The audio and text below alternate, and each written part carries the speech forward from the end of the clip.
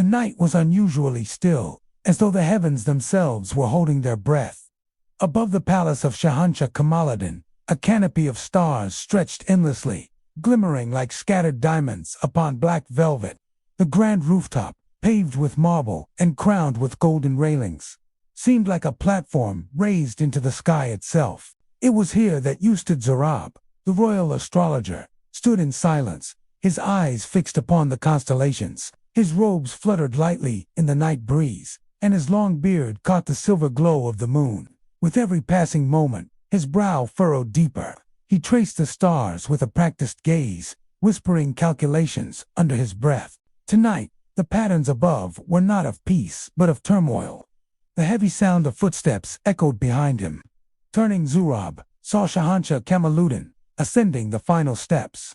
The king's face was pale, his expression troubled. For all his power and authority, he looked almost fragile in the moonlight. Kamaluddin, with unease. Ustad, I could not sleep. The same dream returned tonight, fiercer than before. I saw the sun and moon colliding in the heavens, drenched in blood-red fire. Their clash lit the sky, and the earth below trembled.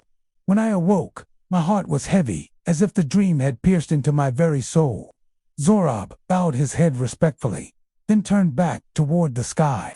Zorab measured, grave. Your Majesty, dreams such as these are not mere shadows of the mind. They are whispers from the stars themselves. And tonight, the heavens confirm what you have seen. A great turmoil is approaching, one that will test the throne, your bloodline, and the kingdom itself. The king's eyes widened, though he tried to steady his voice. Kamaluddin, speak plainly. Zorab, who dares threaten my throne? The astrologer hesitated, as though weighing whether to burden the king with truth. At last, he sighed. Zorab, there are those who covet your crown even now. Some lurk within the palace walls, their whispers drowned in shadows. And yet, there is more. Fate itself has shifted. It is not only treachery you face, but a storm of destiny. The sun and moon you dream of are symbols of two forces that cannot coexist. One must eclipse the other. The Shahanshah's hands trembled on the railing. For the first time in years, he felt the helplessness of a man standing before an unseen tide. Kamaluddin quietly. Is there no path of safety? Zorab, after a pause. There is, but it is narrow, perilous, and demands a price few men are willing to pay. If wisdom guides you, the kingdom may yet endure. But if pride blinds you, your Majesty, then even the mightiest walls will crumble. The king closed his eyes, as though trying to absorb the weight of the prophecy. A long silence followed, broken only by the soft rustling of the night wind. Cut 2. In the palace courtyard, under the pale morning glow, Prince Hameer swung his sword in steady arcs. His movements were graceful, precise, and filled with quiet determination. He was young, perhaps too young to bear the burdens of a throne. Yet his noble character shone through in his every gesture. His tutors watched with pride as he practiced, his laughter ringing in the open air. The prince was strong, but gentle, a warrior in training, but with a heart inclined toward kindness. He carried himself with an innocence that made him beloved among the people, yet blind to the dangers that stirred within the palace walls. Unseen by him, the shadows were already gathering.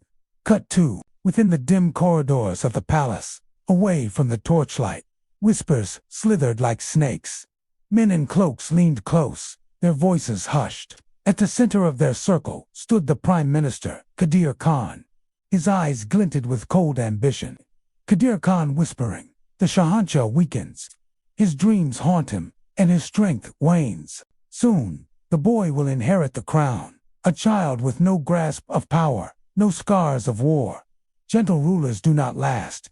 Gentle rulers are easy to crush. The conspirators exchanged eager nods.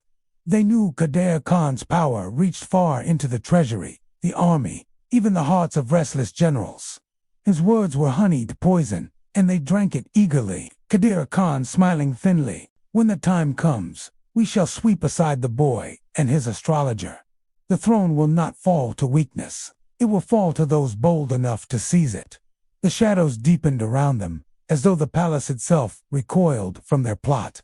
Above all this, The stars glittered coldly. They had revealed their secrets to Zurab, but whether man would heed them or ignore them was another matter. The heavens do not bend to human will. They merely warn, silently and eternally. And so, under the vast canopy of night, the prophecy had been spoken. The first threads of betrayal spun, and the stage set for trials yet to come. The first light of dawn crept across the horizon, painting the sky in muted streaks of crimson and gold. Yet, within the walls of Shahanshah Kamaluddin's once mighty kingdom, no heralds blew their horns to welcome the morning. Instead, the palace corridors echoed with whispers of fear. The king lay bedridden, pale and trembling, his breath shallow, as though the weight of his dream had seeped into his body and drained his strength. In the council chambers, Qadir Khan, the prime minister, seized the moment. His eyes glimmered like cold steel as he addressed the gathering of generals. Qadir Khan Lo, commanding the Shahanshah, is no longer fit to rule.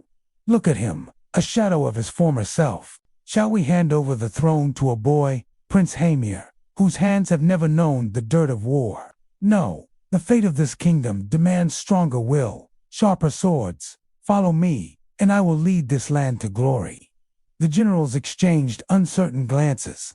Their loyalty wavered between the sickly king, his untested son, and the powerful minister who promised them victory and wealth. Meanwhile, deep within the palace, Ustad Zarab moved swiftly, his robes brushing the cold marble floor.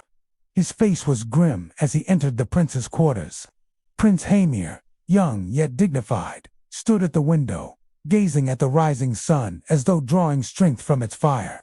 Zorab, urgent, solemn. Prince, the wheel of fate turned swiftly.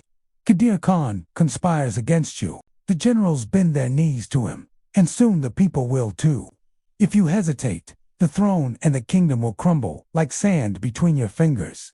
Hameer turned, his eyes steady though his heart trembled. Prince Hameer, you speak of battle, Ustad, yet I have been raised in study, not war. How can I stand against seasoned traitors? Zorab gripping his shoulder, because destiny itself calls you. The stars have written your trial in blood. If you flee now, you will not only lose your crown, but your people will drown in chaos. Fight, prince, or watch the kingdom shatter. A silence hung, heavy, broken only by the distant clang of soldiers sharpening their weapons in preparation for betrayal. At last, Hameer straightened, his youth burning into steel. Prince Hameer, resolute, this land is my forefathers' trust. I will not yield to traitors. Let them come. They will find my sword ready. The battlefield stretched wide before the palace gates, where thousands gathered under banners torn by the morning wind. The cries of war drums thundered across the plain. On one side stood Qadir Khan, armored in black, his presence like a storm. Behind him, the traitor generals and their legions pounded their spears into the ground. Opposite them stood Prince Hameer, clad in silver mail, the morning sun catching on his blade. Beside him, a smaller but loyal army, men who had known his kindness. Peasants turned soldiers, and a few steadfast commanders, unwilling to betray the crown. Zurab stood at the edge of the lines, his eyes not on the soldiers, but on the heavens above, reading the omens. A hush fell. Then came the roar. Battle erupted. Swords clashed with deafening fury. Shields shattered, arrows rained down, and the earth turned red with blood. War horses screamed as fire spread near the palace walls, their flames licking the sky like the king's nightmare made real. Prince Hameer fought at the front, his blade flashing like lightning. Every strike carried the weight of his ancestors' honor. Soldiers rallied to him, their cries rising above the chaos. For the prince, for the kingdom, Qadir Khan, towering and merciless, cut down all in his path. At last, he faced the prince amidst the smoke and fire. Qadir Khan mocking, so the boy dares to wear a warrior's face. Lay down your sword, Hameer, and I may let you live in exile. Prince Hameer breathless, defiant. Better to die a king's son than live as a traitor's slave. They clashed.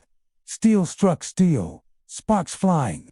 The duel raged, fierce and unyielding, until finally, with a cry born of destiny, Hameer drove his blade through Qadir Khan's chest. The prime minister staggered, disbelief frozen on his lips before collapsing into the blood-soaked earth. The traitor armies faltered.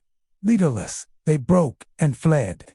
A great cheer rose from Hameer's men as victory thundered through the battlefield. By nightfall, torches lit the palace. The people sang of Hameer's bravery, hailing him as savior. In the throne room, he was crowned amidst cheers and tears. Yet, amid the triumph, Zorob's face remained somber. He leaned close to the prince, his whisper cutting through the noise of celebration.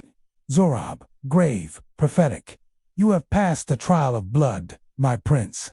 But do not mistake victory for destiny's end. This was only the first test. The real trial still waits in the shadows." The music swelled, the crown gleamed, but above, the stars shone with silent warning. Years had passed since the bloody dawn when Prince Hameer had risen as the savior of his people.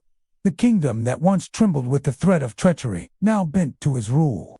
But with every victory, with every cheer that hailed his name, a shadow crept deeper into his heart. Hameer, once noble and gentle, now sat on the golden throne as King Hameer Shah.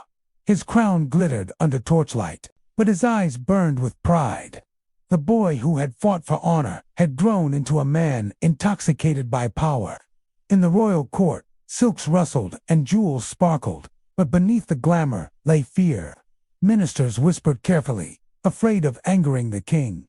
Where once he had listened to counsel, now he silenced it. Where once he had cared for his people, now he demanded obedience. At the edge of the court stood Zorob, the aged astrologer, his face lined with sorrow. He had watched the stars turn, and their signs troubled him. The heavens, once bright with promise, now glimmered with warning. One evening, as the court gathered, Zorob stepped forward, his voice trembling not with fear, but with truth. Zorob solemn, echoing, "Your Majesty, the heavens speak again. The sun and moon face each other in defiance, as they did in the dream years ago. Their clash marks danger. Change your ways, or the sun of this kingdom will set into darkness." The court fell silent. Eyes darted between the astrologer and the king. King Hameer's face darkened. He rose from his throne, his voice thundering through the hall. "King Hameer, furious, dismissive, enough of your stars. Zorob, did my sword not win me this crown? Did steel not silence the traitors? A kingdom runs on strength, not on the whispers of the sky. Your warnings are nothing but poison meant to weaken me." He lifted his hand sharply. Guards stepped forward. King Hameer coldly, "Leave this court, Zorob. Your service is no longer welcome." The astrologer bowed his head, grief heavy in his eyes. He turned and walked away, his figure fading into the shadows of the palace. None dared to stop him. What followed was swift and merciless. Montage. In the borderlands, banners of rebellion rose high.